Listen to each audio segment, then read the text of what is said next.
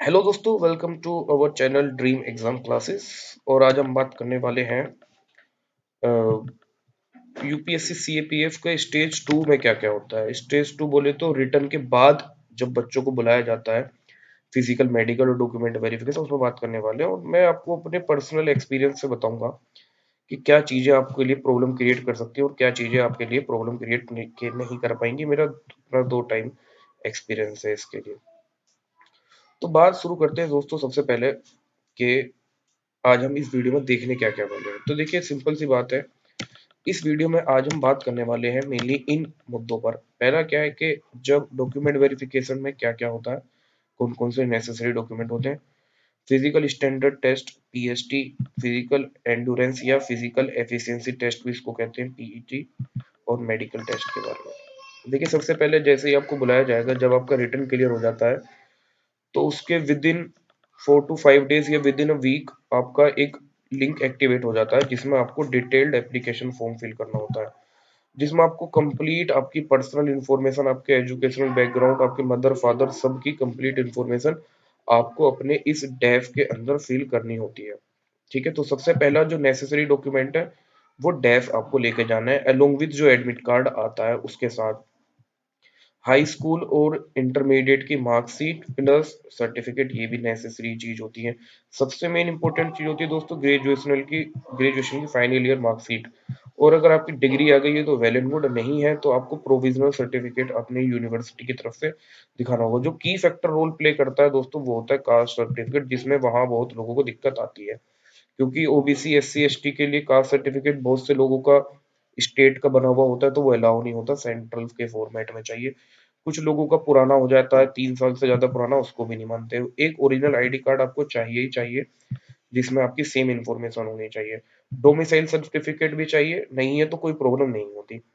और एक एनओसी, अगर कोई वर्किंग किसी डिपार्टमेंट में ऑलरेडी कहीं वर्किंग है तो उनको नॉन ऑब्जेक्शन सर्टिफिकेट भी चाहिए, नो ऑब्जेक्शन सर्टिफिकेट। अच्छा देखिए, इसमें क्या होता है कि अगर किसी के पास कोई डॉक्यूमेंट नहीं है इनमें से, तो ऐसा नहीं है कि वो उसको बाहर कर देते हैं, वो उसको प्रोविजनली एक्सेप्टेड कर देते हैं और उनको कह दिया जाता है कि आप विद इन इंटरव्यू के टाइम पे या किसी और डेट दी जाती है उनको कि तब आप अपने सर्टिफिकेट हमें क्या कराएंगे, प्रोवाइड कराएंगे। तो डॉक्यूमेंट वेरिफिकेशन से मोस्टली सभी लोग पास हो जाते हैं। इसके बाद दोस्तों सबसे इंपॉर्टेंट फेज आता है, जिसे कहते हैं फिजिकल स्टैंडर्ड टेस्ट, जिसमें आपका मेजरमेंट वगैरह करा जाता है, हाइट चेस्ट वगैरह का। देखिए, ये यूपीएससी ने अपनी नोटिफिकेशन में ही स्टैंडर्ड्स डाले हुए हैं कि कितने कितने मेजरमेंट चाहिए। तो देखिए लिए, बॉयज के लिए जो मिनिमम हाइट है वो 165 सेंटीमीटर, आप सभी जानते हैं कि भैया 165 सेंटीमीटर। गर्ल्स के लिए 157 सेंटीमीटर होती है। बॉयज की मिनिमम चेस्ट होनी चाहिए 81 सेंटीमीटर, और एटलीस्ट 5 सेंटीमीटर का एक्सपेंशन होना चाहिए। गर्ल्स के लिए नॉट एप्लीकेबल है। मिनिमम वेट कितना है दोस्तों, बॉयज के लिए 50 kg और गर्ल्स के लिए 46 kg। अब देखिए, इंपॉर्टेंट चीज क्या है कि आपका चेस्ट बहुत रोल प्ले करता है। मैंने खुद कई लोगों को देखा है जो चेस्ट में बाहर हो गए, 5 सेंटीमीटर का एक्सपेंशन नहीं आ पाया किसी का।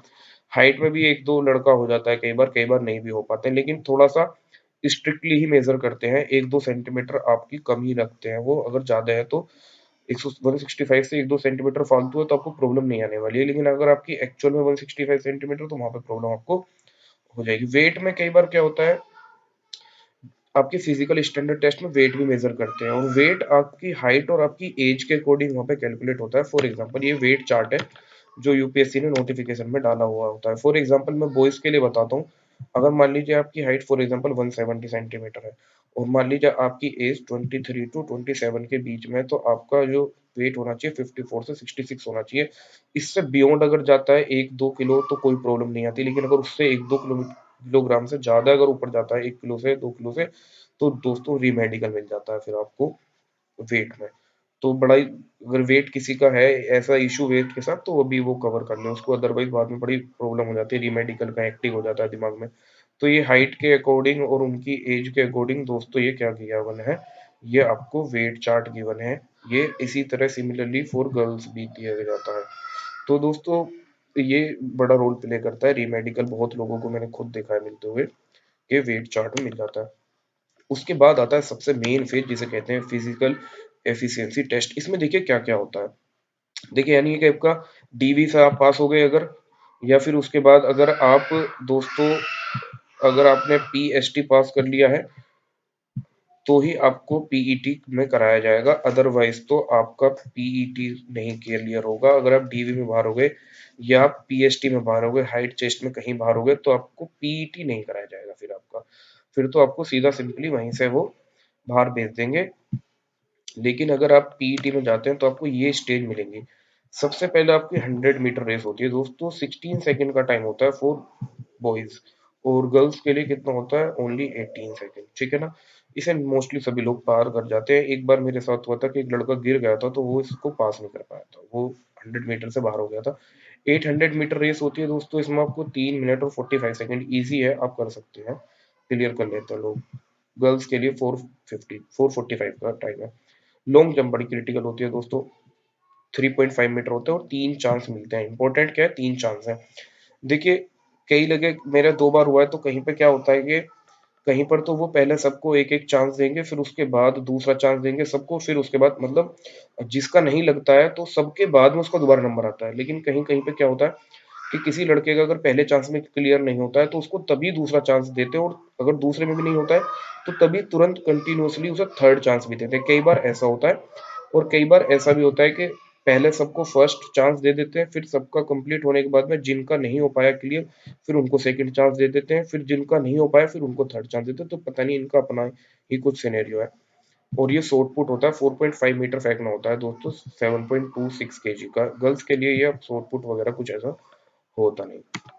इसके बाद जो सबसे बड़ी इंपॉर्टेंट चीज है दोस्तों, मेडिकल टेस्ट, जिसमें बहुत लोग बाहर हो जाते हैं, और मेडिकल में रीमेडिकल भी बहुत से लोगों को मिल जाता है। देखिए, सबसे बड़ा रोल क्या है, आई साइड में। आई साइड में तो मोस्टली सभी क्लियर कर जाते हैं, क्योंकि देखिए -4 से लेके +4 तक अलाउड है, तो कोई प्रॉब्लम आती नहीं। लेकिन सबसे इंपॉर्टेंट बात है कि कलर विजन, देखिए ये बड़ा ईसीआर टेस्ट होता है जिसमें कलर विजन टेस्ट होता है। तो कलर विजन वाले भाई जरा देख लें, पता कर लें कि आपका कलर विजन है, तो प्लीज आपका पैरामिलिट्री वगैरह में तो नहीं हो पाएगा, सॉरी। लेकिन अगर है तो फिर तो प्रॉब्लम हो जाएगी। लेकिन अगर आप कलर विजन पास कर लेते हैं तो मेनली आई में कोई प्रॉब्लम नहीं आती। सर्जरी वगैरह अगर आपने कराई है, लसिक सर्जरी, तो वो अलाउ होती है। इसके बाद दोस्तों जो सबसे इम्पोर्टेंट चीज आती है वो आती है आपके ये इंस्ट्रक्शंस है कुछ, जिनको आपको पढ़ लेना चाहिए कि अगर आपको कोई एबनॉर्मेलिटीज तो नहीं है, चेस्ट की कोई एबनॉर्मेलिटी है, हैंड की कोई एबनॉर्मेलिटी तो नहीं है। जैसे इसमें नोक नी का भी चेक होता है आपका, बहुत सारी चीजें चेक होती है, नोज चेक होती है, ईयर का चेक होता है, ईयर में किसी तरह की कोई डिफनेस तो नहीं है, ठीक है ना। और सबसे इम्पोर्टेंट चीज जो टैटू में मैंने खुद देखा था, एक लड़का बाहर होते हुए था, उसको रीमेडिकल मिल गया था। देखिए, अगर आपका लेफ्ट राइट हैंड में टैटू है तो आप ऑटोमेटिकली बाहर हो जाएंगे, कोई मतलब ही नहीं है। लेफ्ट हैंड में अगर टैटू जैसे लिखा है ना, not allowed as in army are to be, मतलब समझ रहे हैं कि अगर आपका रिलीजियस कोई ऐसा सिंबल है तो वो अलाउ है, बट वो लेफ्ट हैंड में होना चाहिए। वो राइट हैंड में, जिस हैंड से आप सैल्यूट करते हैं उस हैंड में नहीं होना चाहिए।